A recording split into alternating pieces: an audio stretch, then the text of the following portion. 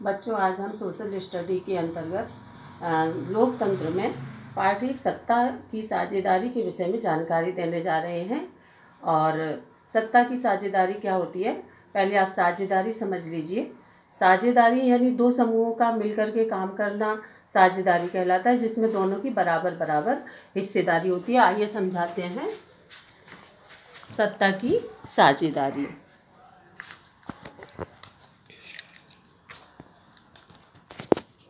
सत्ता की साझेदारी यानी सरकार को कई भागों में विभाजित कर कार्य करना। लोकतांत्रिक व्यवस्था में सारी ताकत किसी एक अंग तक सीमित नहीं होती है। विधायिका, कार्यपालिका और न्यायपालिका के बीच पूरी समझ के साथ सत्ता को विकेंद्रित किया जाता है, यानी बांट दिया जाता है। लोकतंत्र के कामकाज के लिए ये बहुत ज़रूरी है। आइए हम दो कहानियों के माध्यम से इसको जानते हैं, यानी सत्ता की साझेदारी को दो कहानियों के माध्यम से समझते हैं। बेल्जियम और श्रीलंका। बेल्जियम और श्रीलंका के माध्यम से हम समझते हैं। बेल्जियम यूरोप का एक छोटा सा देश है। ये बेल्जियम का मानचित्र है। ये बेल्जियम का मानचित्र है।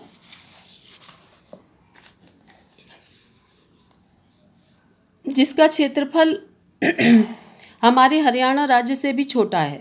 इसकी सीमाएं फ्रांस, नीदरलैंड, जर्मनी और लक्समबर्ग से लगती हैं। इसकी आबादी 1 करोड़ से थोड़ी सी ज़्यादा है। यहाँ समाज की जातीय बुनावट बड़ी जटिल है।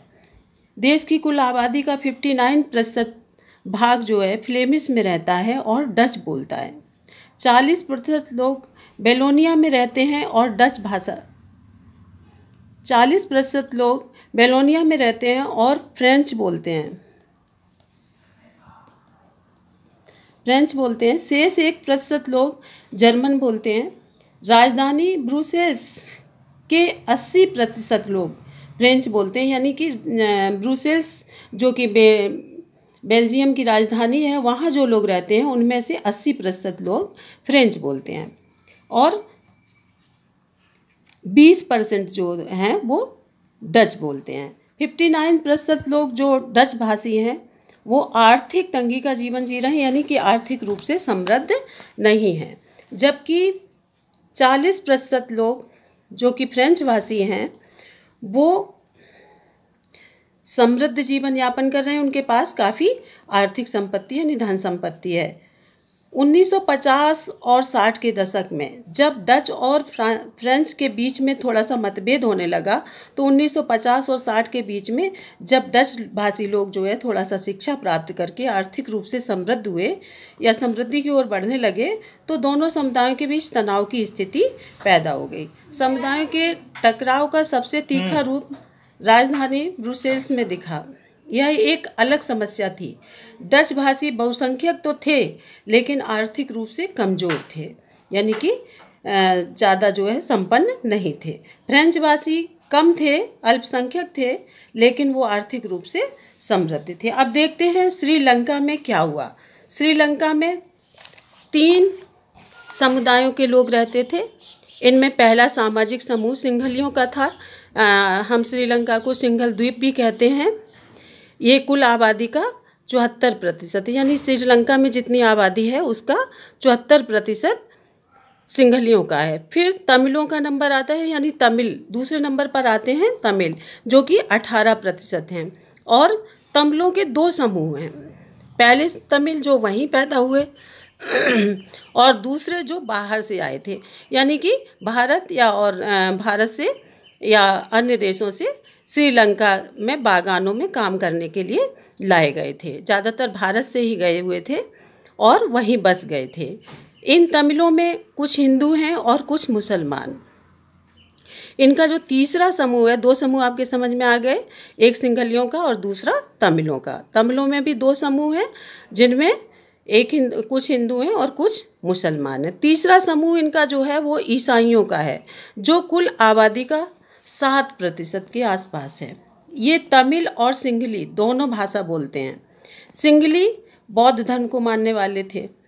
ये बौद्ध धर्म का प्रचार प्रसार करते थे। 1948 में जब श्रीलंका आज़ाद हुआ तो सिंघलियों ने बहुसंख्यक होने का फ़ायदा उठाया, यानी अपना प्रभुत्व जमाने की कोशिश की और अपना वर्चस्व स्थापित भी कर लिया।